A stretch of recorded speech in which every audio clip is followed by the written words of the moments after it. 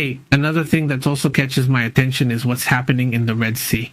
Let's go to the map for those who might have been a bit out of the loop for a few months, right? For those who haven't come here to PPN Vivo in a while then, a quick explanation of what's happening in the Red Sea. The Yemenis, well, they're a whole country, a country that's recognized by the world, but today it's divided. The Houthis, who control a good part of the country, and the official government, which nobody even knows in its own neighborhoods, are basically hiding in this area because the Houthis control the capital and they're the ones with the most power right now because of the Iranians who have been supporting them and giving them money, weapons, and so on. So the Houthis feel so emboldened that they're not only operating against their own government, but on top of that, they have enough to start attacking another country, and not just any country. A highly armed country, highly prepared for war, which is Israel. Imagine being in an ongoing internal revolution, a civil war within your own country. And at the same time, you start fighting more than 1,000, 2,000 kilometers away, more than 2,000 kilometers away, with another superpower country regarding weapons. Exactly. Well, today a ship was attacked in the Gulf of Aden, very close to the coast of Yemen. This obviously raises the alarms again because things had relatively calmed down. Right? Yeah, well, it's been about 2 weeks, I think, since we reported something like this, right? Yes, they fired at Israel. Oh, well, yes, at Israel, but they hadn't attacked ships. But they don't stop, do they? I mean, right? Well, yes, they never run out of energy. They just don't run out. And well, so far, let's be clear about this. No one has claimed responsibility, which is something that stands out. Why Yemen? The UTIs always show up and sometimes make things up or cause trouble, right? I mean, they didn't attack 5. They're not going to let it slide. I mean, they're not going to let it go by tomorrow. They'll probably talk about it, but it draws attention. Are they damaging the ship or not? How did it go? According to what it says, the CED confirmed the attack, right? And that this would have been something unusual in the Gulf of Aden, which is in the southern part, usually in this area of the Red Sea. This time I noticed it happened in this region. That's also curious. It might be that the pirates or troublemakers are active, becoming active again. Let's hope not, because if they are, it would be another problem. Exactly. Well, the United Kingdom Maritime Rescue Center confirms that the captain heard an explosion nearby, but they clarify that the ship and the crew are safe. And in fact, they are already heading to the port, where they will make a stopover, so they haven't stopped their route. Well, that's the issue, isn't it? This is obviously a serious matter. And why are they considered extremists? Well, they're considered extremists because of the way they practice religious orthodoxy, right? It's an issue where basically under orthodoxy, women have no rights, right? Come on, it's the things we already know happen when extremism occurs in religions, right? It's, let's say, quite uncivilized for these times, isn't it? It seems like they're going back to medieval times, and that's what's happening right now in some regions where extremists are operating. I mean, it's not a matter of revolutionary rebellion. Like suddenly over here, our friend, this Madabos who wants to add that. Like the romantic part, like they're the ones from Star Wars. No, not at all. Let's not get confused about that part. They're just people. Well, they're also pretty, let's say, savage in the way they behave, even with their own people. Obviously, there will surely be revolutions too, maybe even more, and perhaps more legitimate, right? When it comes to defending your rights, right? Here we're talking about extremist groups that have been infiltrating for some time and found a loophole right there, right? In that power vacuum left by a tyranny, because they were also living under one, I mean, going from one tyranny to another, right? And this situation is unfortunate. And they keep operating, well, let's say the way they like, right? I mean, they operate, don't they? With violence, operating with weapons, attacking, well, civilians, anyone, whoever gets in their way, basically. They've had Mexicans kidnapped there. They've had Filipinos and Indonesians kidnapped there. It doesn't matter where you're from or what your name is. If you're an outsider, they probably see you as an enemy, right? That's also a really harsh reality. And well, let's move on to other matters, other topics that are also important.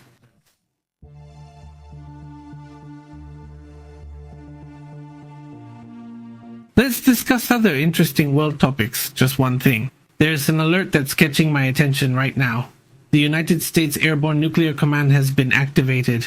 This well draws attention. Obviously, we're going to look at the charts, right? Who are the ones moving right now?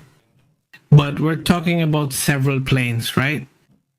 Several planes are currently moving, and while it's one of those movements that right now in this context really stands out. At other times when there's no war, when everything is calm, it doesn't catch your attention. But France, first of all, is carrying out a highly unusual military operation called Operation Poker, which simulates a nuclear attack scenario.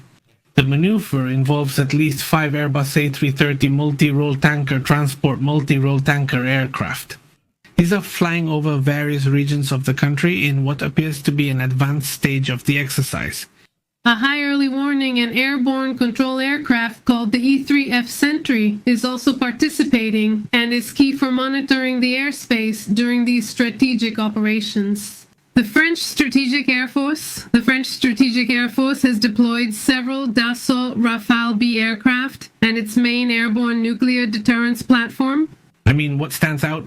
Since we discussed something similar yesterday, the poker operation really stands out, right? That's what they call it. I mean, if it were a normal operation, let's say maybe you'd see 1 Airbus, but seeing 5 Airbus A330s, I think 5 is already too much, right? It's something pretty intense. That's why they say it's unusual. Even though these exercises are done from time to time, they're exercises that have to be repeated every now and then. They have to be done. But the early warning and airborne control plane, the Sentry, right? We mentioned it a few days ago. It had been seen there. They say it's crucial for supervising airspace and gathering intelligence on nuclear matters. Exactly. And well, these exercises, as Pep says, happen every year. Analysts believe that this movement reflects France's interest in reinforcing its nuclear credibility, especially in the midst of these tensions that we're experiencing and that, well, today were very obvious, right, in the United Nations. Yes. What draws attention is that they do this several times a year. On this occasion, what stands out is the way it's being deployed. It's like, let's say, 3 phases that they call tactical and logistical preparation, long-range incursion for aerial escort, and the simulated nuclear attack on designated targets. Although the specific flight area hasn't been revealed, the 330 MRT suggests it's a training pattern that basically covers, and here we're looking at the map. If you notice, it circled all of France, basically. They hardly left anything out, right? The entire French territory was surrounded. These analysts highlight that what this movement basically seeks is, as you said, to show strength. That's the issue there. Now, among these are the planes, as you mentioned, Rafale, which are like France's F-35S, right? Or something like that. Or the F-22s, sorry, like the F-75s from the United States, or the F-22s from the United States. They're the Rafale B, which are basically operating in that area. NATO right now becomes, well, actually France becomes for NATO, France and the United Kingdom and maybe the United States. When it comes to the nuclear umbrella, right? They are becoming the area of NATO that has the capability to destroy nuclear weapons. That could come toward Europe, not just toward France, but also that they could respond as well. I mean, it's not just a response from the United Kingdom, it's the United Kingdom, France, and the United States with nuclear weapons that Germany has. So the operation would be that the response could be very quick. And along with all this, we were talking about this airborne nuclear plane, the E-6B Mercury. Well, this is a separate point from this topic. I mean, what we're seeing here is one thing. And then there's what I was just telling you about, that the United States Airborne Nuclear Command was activated.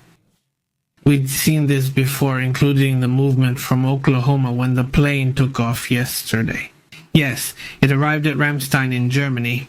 Then we wondered what would happen next. There was an idea, according to intelligence sources on that topic they were talking about. It's going to head toward the North Atlantic. I mean, it's going to make that flight, it's going to land, and it will probably go to Iceland. And well, the truth is they were right. I read this on several specialized sites, and today it's confirmed. That's what's happening. indicative, from flight COST-43, which is currently heading toward a specific area of the North Atlantic. It's known to be south of Iceland, but not exactly where. Simulated communication exercises for extreme scenarios will also be conducted. That's what's planned. This plane, we're no longer looking at this one. Now let's go to the other plane, which is this one. This is the plane I'm telling you about. This is the movement it's making. All of this is happening at the same time. So these are, let's say, different exercises that don't even have communication with each other. Here we're talking about it going from Germany, passing through the United Kingdom, and then heading toward the north of Iceland.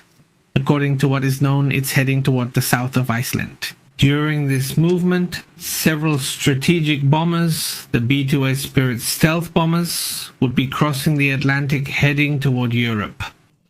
This then reinforces the idea or the hypothesis that it's a large-scale nuclear exercise in Northern Europe. And here's the thing that I find most interesting, because to reassure people, they said France's exercises are exercises that are done several times a year. Yes, but experts said not on that scale. And when we see that this is happening at the same time, you say, wait a minute, I mean, It's a lot of movement. this isn't, I mean, it's not a French exercise, it's a NATO exercise on nuclear matters. Or at least that's how it seems to me, right? They haven't confirmed it, so, well, they've confirmed that it's a joint exercise. So let's look at it as two separate situations. But like that veil I mentioned to you, sometimes two pieces of news are better read together, and I think these two pieces of news are better understood together. Meanwhile, several strategic bombers, including the B-2A Spirit, would be flying to that area. These movements are happening right after the French exercise Polka 2025, which I mentioned a moment ago. So what does our observer say? Nuclear military observers suggest this coincidence isn't accidental, as Pepe said, and that it could be a coordinated operation to simulate the response in different scenarios, right? Joint nuclear operations and deployment of the United States E-6B Mercury aircraft? Well, it's usually reserved only for highly classified exercises or as part of a test of responses in situations of military escalation. So maybe the message, I don't know, is we're ready for the worst case scenario, right? Yeah? So maybe that's the message, right? Or could it be something else too? We're getting ready for the worst case scenarios because, well, we can't keep playing around anymore. Yes. We can't keep playing like this without taking it seriously. So the Ukraine-Russia situation is being taken seriously. And it's escalating, well, to a level that hasn't been seen before, especially that escalation doesn't come directly from the Ukraine issue, but rather indirectly. Because what really was the last straw was the issue with Estonia and Poland. I mean, all those incursions that, well, right now Russia doesn't acknowledge, right? They deny it happened, right? By the way, it looks like Poland is already opening the border. Let's check it right now. Looks like Poland will open the border. It's probably due to pressure from China, but it seems Poland will open the border. We'll check if it's possible. But there are already some comments circulating about it. Experts such as Hanne Christensen from the Federation of American Scientists note that the visibility of these flights is intentional. It's part of, well, a signal, right? They're sending a message. This is what we're thinking. It's what we're doing. Because they could do it in a more stealthy way, but that's not happening. Is what's happening being shown openly? Yes. The southern region of Iceland, where the E-6B goes, is the strategic point for undersea communications and transatlantic air routes. That's why the plane is heading to the south of Iceland. So, well, there it is, right? That's the movement. I find it interesting. Let's move on to other important matters. Thank you.